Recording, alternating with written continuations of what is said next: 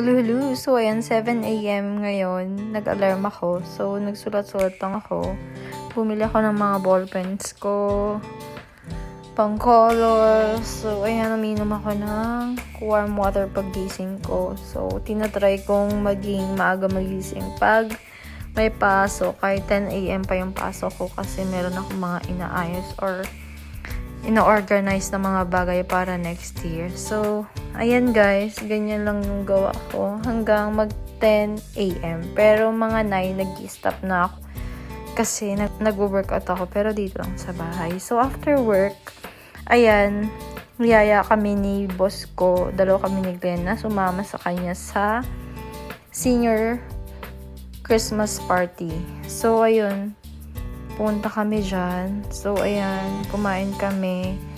Tapos, nakakatuwa kasi masaya guys. Nag-caroling, nagkantahan, kumain. Tapos, may raffle. Isang ticket, $1. Tapos, yun, nanalo si boss ko. So, nakakatuwa kasi nag-enjoy kami ni Glenn. First time namin makapunta siya. Second time niya makapunta.